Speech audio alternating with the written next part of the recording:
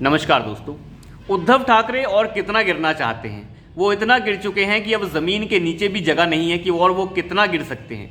उद्धव ठाकरे ने एक मुहिम छेड़ दी है अपने घर से बाहर जाकर। वैसे तो वो कभी भी रैलियों में नहीं जाते थे, कभी किसी प्रोटेस्ट में नहीं जाते थे, लेकिन उद्धव ठाकरे ने एक विरोध करना शुरू कर दिया है कि धारावी डेवलपमेंट प्रोजेक्ट जो है उसे अडानी को दे दिया गया है।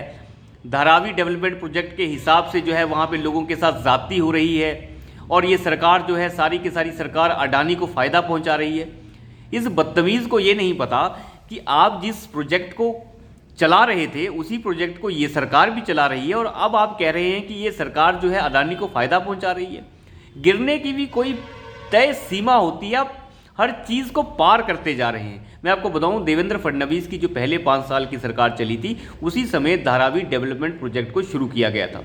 इसकी बिडिंग हुई थी और बिडिंग बिल्कुल पाक साफ हुई थी, कोई उसमें दिक्कत नहीं थी। इसके रूल्स एंड रेगुलेशंस बने हैं उद्धव ठाकरे की सरकार में। जो उद्धव ठाकरे की सरकार जो शरद पवार और कांग्रेस पार्टी को मिलाकर बनी हुई थी, उसी सरकार ने इसके नॉर्म्स, रूल्स, हर चीज़ तैयार की थी और इस चीज़ को हरी झंडी दी थी।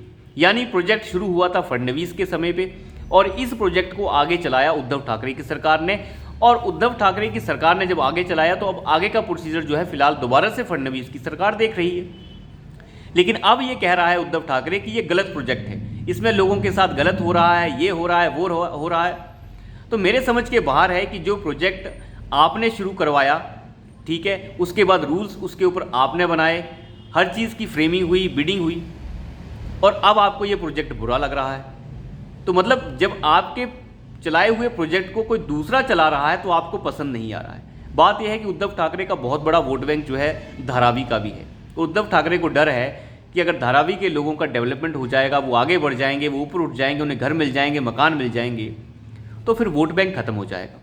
मुझे लगता है वोट बैंक के चक्कर में उद्धव ठाकरे अपनी पूरी मानसिकता और साथ ही साथ अपनी विचारधारा से कॉम्प्रोमाइज़ कर चुके हैं।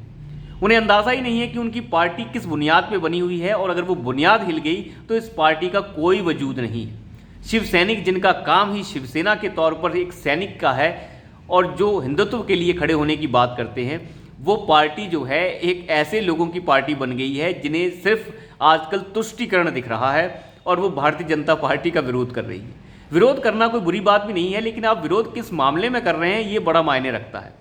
आप कह रहे हैं कि धारावी में जो इतनी सारी झुग्गी झोंपड़ियां हैं उनका विकास नहीं होना चाहिए, हालांकि उनके विकास में 1 साल पहले आप खुद शामिल थे, उस प्रोजेक्ट के अंदर आप खुद शामिल थे और आगे बढ़कर उस प्रोजेक्ट को आगे बढ़ा रहे थे। लेकिन अब कोई दूसरी सरकार उसे कर रही है तो आपको बुरा लग रहा है। तो ये जो है एक कह सकते हैं आपकी बेईमानी की पराकाष्ठा है और कुछ नहीं है। उद्धव ठाकरे भी करप्शन में पूरी तरीके से डूबे हुए हैं, इससे ज़्यादा कुछ कहने की आवश्यकता भी नहीं है। उनके कब बेटे और वो खुद कब जेल जाएंगे आप कह नहीं सकते, लेकिन उद्धव ठाकरे की ये वाली बात बिल्कुल भी समझ के परे है, क्योंकि अडानी समूह पहले ही कह चुका है कि इसके जितने भी रूल्स फ्रेम हुए हैं वो सब के सब उद्धव ठाकरे की सरकार के दौरान हुए हैं। तो उद्धव ठाकरे उसे गलत कैसे ठहरा सकते हैं? उद्धव ठाकरे के समय ये प्रोजेक्ट चल रहा था और अब इस प्रोजेक्ट ने और ज़्यादा स्पीड पकड़ी है। तो मेरे समझ के बाहर है कि उद्धव ठाकरे क्या करना चाह रहे हैं। मेट्रो के कितने सारे प्रोजेक्ट्स उद्धव ठाकरे की सरकार ने रोक रखे थे। मुंबई मेट्रो आज तक ढंग से डेवलप नहीं हो पाई और उन प्रोजेक्ट्स को अब जो है फडणवीस की सरकार ने और आगे तेज बढ़ाया है। तो हमारे समझ के बाहर है कि उद्धव ठाकरे किस तरीके की राजनीति कर रहे हैं। वो अपनी राजनीति, जो बची खुची राजनीति है, उसे भी बर्बाद कर देंगे और यही वजह है कि शिवसेना टूट गई। क्योंकि शिवसेना की अगर जो बेसिक उसका जो नेचर है, जो उसकी नींव है, अगर आप उसी को हिलाने लग जाएंगे तो कौन से शिव सैनिक हैं जो आपके पीछे खड़े होंगे। बाला साहब ठाकरे की जितनी भी विचारधारा थी आपने उसे पांव तले रौंद दिया है। आज आप वो कर रहे हैं जो बाला साहब कभी सोच भी नहीं सकते थे। उनका हमेशा कहना था कि ये पार्टी ही मैं छोड़ दूंगा, ये पार्टी ही खत्म कर दूंगा अगर इस पार्टी ने कभी कॉम्प्रोमाइज़ किया। तो पार्टी छोड़ना करना तो बहुत दूर, आपने तो उन्हीं के साथ गले में हाथ डाल के गुत्थम गुत्थी कर ली जिनके खिलाफ बाला साहब ठाकरे हमेशा लड़ते रहे। खैर, देखते हैं क्या होता है। तो अभी के लिए इतना ही, धन्यवाद।